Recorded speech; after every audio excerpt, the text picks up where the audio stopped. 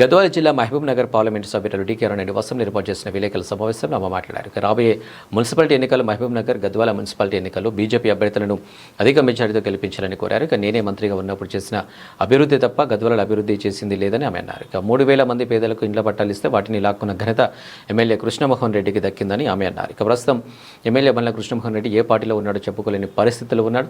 BRS పార్టీలోనే ఉన్నాడని, బీఆర్ఎస్ను పార్టీని, ప్రజలను, ప్రభుత్వాలను, కోర్టులను మోసం చేస్తున్నా పట్టించుకోవడం లేదని అన్నారు. అప్పుడు వేరే అప్పుడు పార్టీలు అక్కడ పార్టీ మారి, ఇక్కడ పార్టీ మారి, ఇంకో పార్టీ మారి, రకరకాలుగా ఈడ మున్సిపాలిటీలో ఉన్నటువంటి పరిస్థితులను గమనించుకొని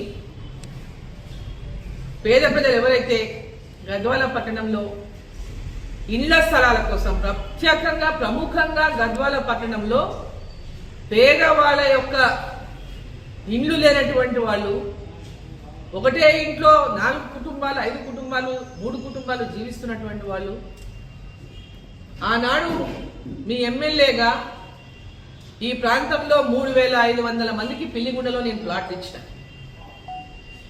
ఆ తర్వాత ఆనాడు మంత్రిగా ఉన్నప్పుడు కూడా మళ్ళీ గవర్నమెంట్ స్థలం లేకపోయినా 78 ఎకరాల పట్టా స్థలాలను ఒక్కొక్కరి దగ్గర 1 ఎకరా, 2 ఎకరా, 3 ఎకరాలు, 4 ఎకరాలు ఇట్లా ఉన్న అందరినీ కూడా ఎక్కడెక్కడనో వేరే రాష్ట్రాల్లో వాళ్ళు భూములు ఉన్న వాళ్ళు ఉంటే కూడా వాళ్ళందరినీ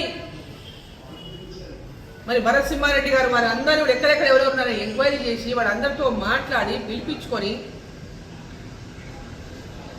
మీరు ఎక్కడెక్కడో ఉంటారు, మీరందరూ ఈ యొక్క భూములను తీసుకొని పేద ప్రజలకు పట్టాలు పంచాలనుకున్నాము. మీ భూములని పట్టాల కోసం అమ్మాలని అయినప్పుడు వాళ్ళందరూ కూడా ఆ రోజు అమ్మిన సందర్భంగా మార్కెట్ రేటు కంటే గవర్నమెంట్ ఇచ్చే రేటు తక్కువ ఉంది, మాకు ఎక్కువ ఇంత కావాలా, ఇంత అయితే ఇస్తామనంట ఎక్కువైన రేటు కూడా స్వతహాగా భరించి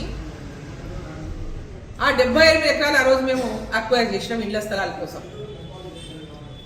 ఆ తర్వాత ఇళ్ల స్థలాల కోసం తీసుకున్నటువంటి ఆ జాగాలో దాదాపు 1300 ప్లాట్లు నేను ఉన్నప్పుడే పంపిణీ చేయడం జరిగింది.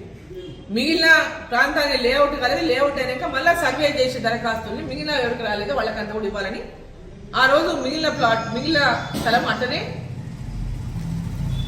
దాని తర్వాత ఇంతమైనటువంటి విధంగా పక్కకు పెట్టడం జరిగింది. ఆ తర్వాత వచ్చినటువంటి టీఆర్ఎస్ ప్రభుత్వం అధికారంలోకి వచ్చిన తర్వాత ఇప్పుడు ఉన్నటువంటి శాసనసభ్యుడు ఇప్పుడు టీఆర్ఎస్లోకి వెళ్ళి కాంగ్రెస్లో ఉన్నాడో, టీఆర్ఎస్లో ఉన్నాడో, మరి ఆయన తెలుసు ఏ పార్టీలో ఉన్నాడో, గద్వాల ప్రజలకు తెలుసు ఆయన ఇప్పుడు ఏ పార్టీలో ఉన్నాడో. టీఆర్ఎస్ గెలిచి వచ్చినా ఆయన ఉన్నది కాంగ్రెస్ పార్టీ అని అందరూ తెలుసు. నేను కాంగ్రెస్లో ఉన్నా అని చెప్తే కాంగ్రెస్ కండువా తిరిగితే ఎమ్మెల్యే పదవి ఊడిపోతుందని ఏదో అబద్ధాలు చెప్పుకుంటా తిరుగుతున్నారు, టైంపాస్ చేసుకుంటా.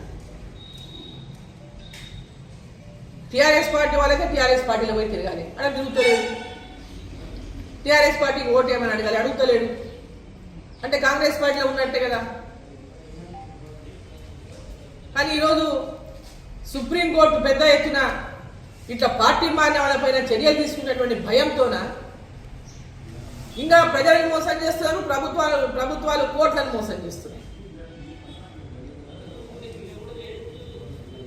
ఈరోజు గద్వాల పట్టణంలో ప్లాట్లన్నింటినీ కూడా నాటి పట్టుబట్టి